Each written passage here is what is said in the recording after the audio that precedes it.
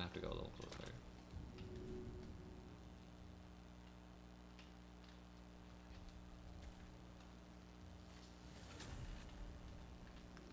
This one is like the worst one. So he's second. The other one was the boss. The first one was the boss. So obviously the one who's like letting this all happen and facilitating it. And then this one's just like he just does it for kicks. He does all the like the slave running for kicks. I usually pick a little further than where I want to stop, and I pick like this pillar as where I cancel my action.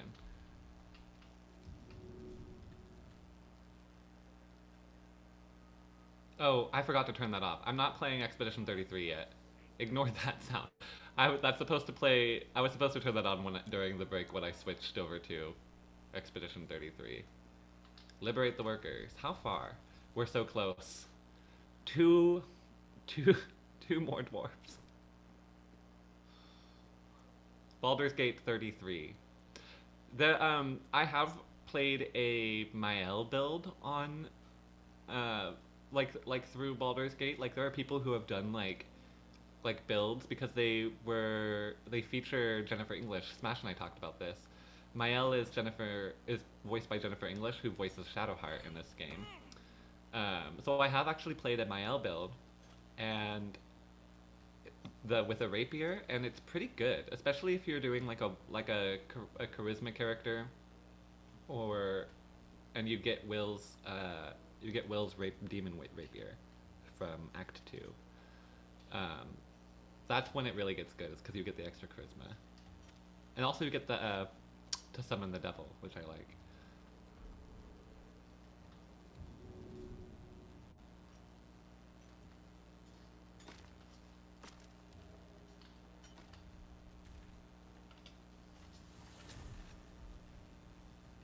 This one's a shopkeep, but he doesn't have anything that he might. No, he has Jorgal's greatsword. He doesn't have anything I need, so he'll probably drop Jorgal's greatsword anyways.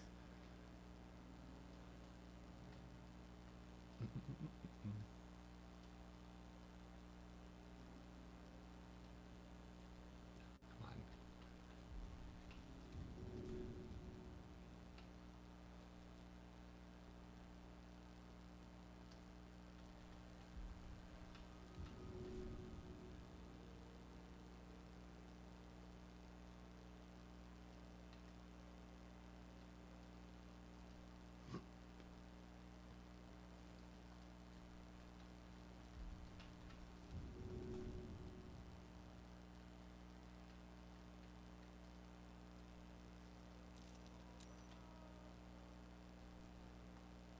on. He didn't give me experience. That happens sometimes. Like randomly. It doesn't stop it. There's plenty of experience in this game. If you save yourself, if you don't level up like at all, you somehow skip getting any experience, um, you will reach, you'll go from level 1 to level 12 in Act 3 alone. There's more than enough experience. But that does happen sometimes, where you chuck a dwarf and then the game doesn't give you the credit for it.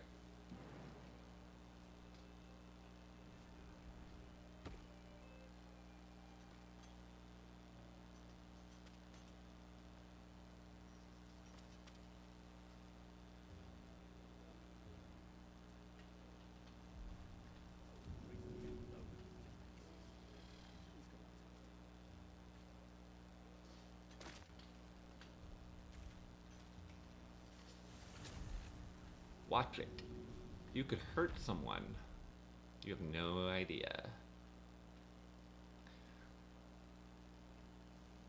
We still haven't slept, all, by the way. This is all in a day's work. Watch it. You could hurt someone.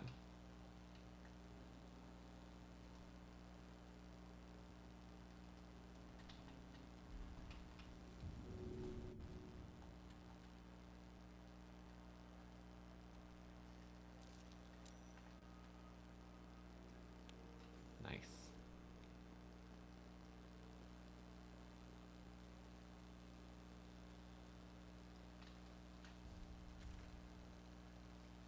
Oh.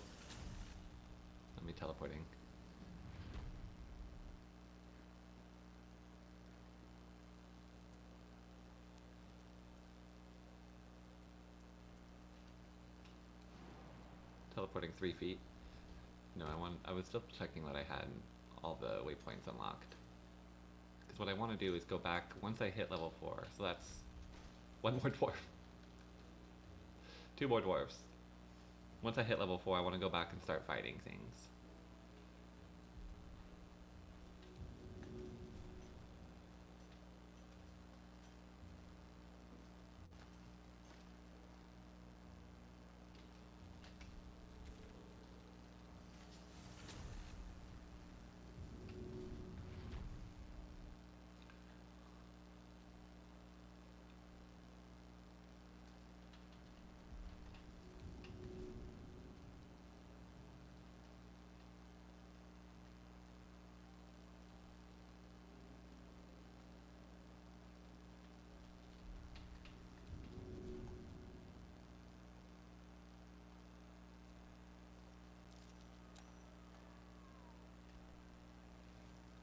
I find it funny when it just pops back and then the 75 XP pops up above your head.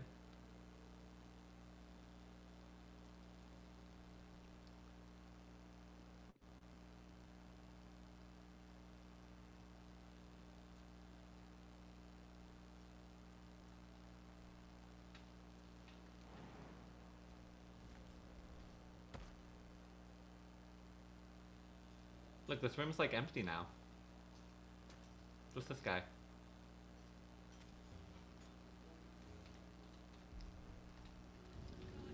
Maybe we should just get the dwarf throwing out of the way.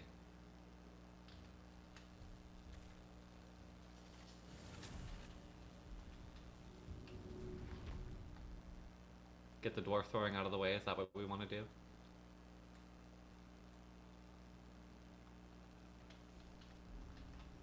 I could maybe put like Larry's music, like DPRK music playlist on in the background while we do all this. But I don't know if that'll affect the audio. Do not let them get away with their... Stop it.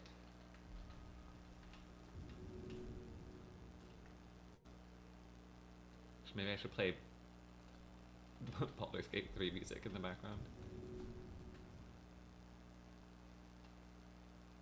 Hello, why is it too far?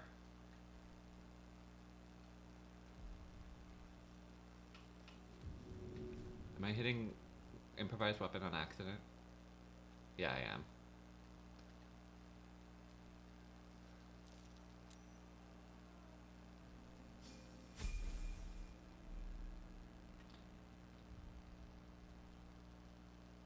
Level up!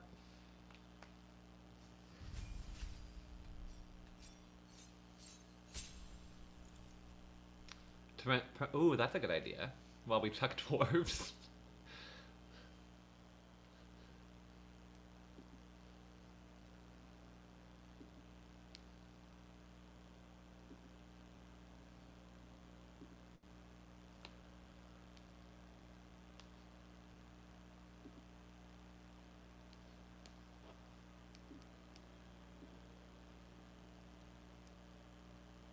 Let's do it. Let's get that set up really quick.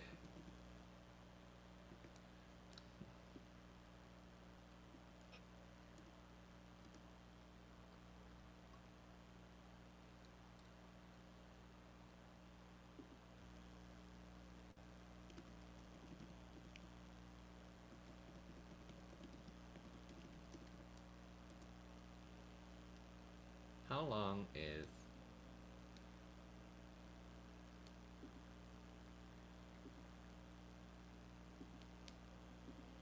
Let's do it. I'm gonna play the Yellow Parenti lecture.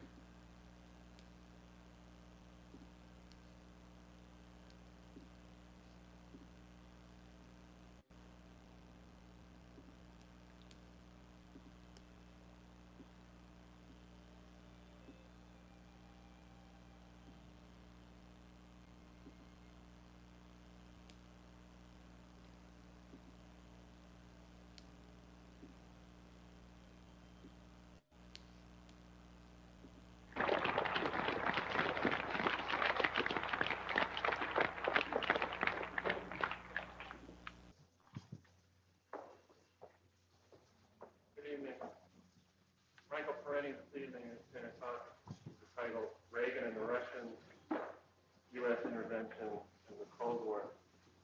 If I can, I'd like to only momentarily come back to the nature of capitalism that it must expand. A no-growth capitalism, as some of our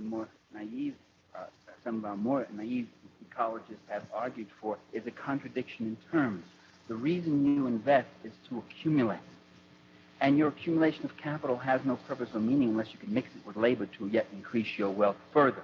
And of course, you use large sums of it for personal consumption and for political power and for control of your culture and for that wonderful, good, happy life that you so like. As George Bush's wife said, we are millionaires, or we are not ashamed of it, we enjoy our wealth. And I thought, at last they say it. Finally they say it. Instead of the usual thing is, you know, how we rich suffer and we're misjudged and it's just terrible being rich. Can't hear, okay, I wondered who that man was creeping up like that. Okay.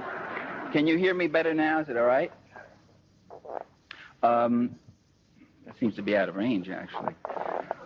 This microphone has a mind of its own. All right. Now, that nature of expansion really affects the nature of, it's an important imperative because it means capitalism also can never stay home. It goes abroad.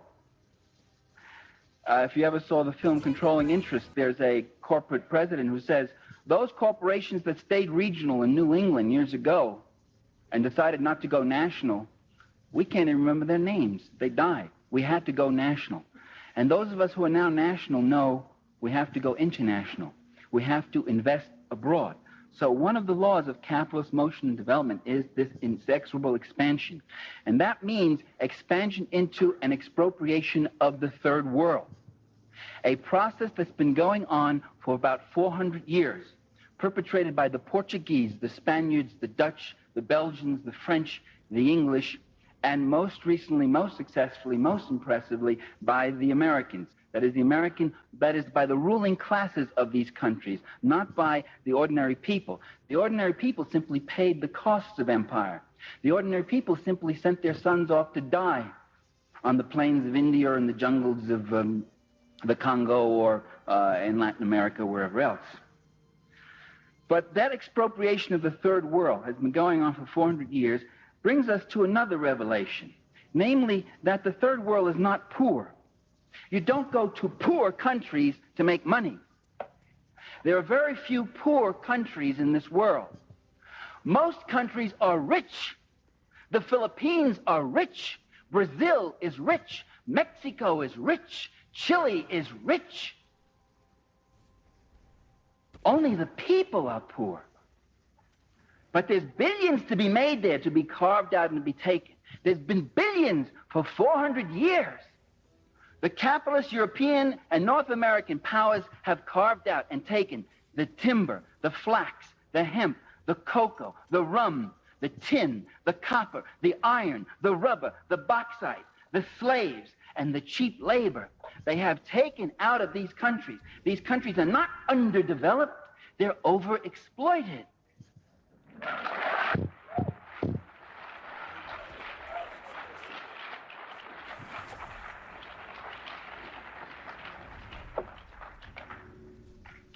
One of the countries that had a great deal of Western capital in it was Tsarist Russia. Mostly English, French, some German, some American, including one Herbert Hoover, who with Leslie Urquhart, famous British millionaire, owned the Russo-Asiatic Corporation, which, if the Russian Revolution hadn't happened, Herbert Hoover would have been one of the richest men in the world. And years later, when he was president of the United States in 1931, when 1/3 of this country was unemployed, when people didn't have enough to eat, when people were driven to the edge of desperation, President Herbert Hoover said to the San Francisco Examiner, he said, my greatest ambition in life is to see the overthrow of Bolshevism in Russia. There came, with the Russian Revolution, a break in the fabric of international capitalist history. There now was a country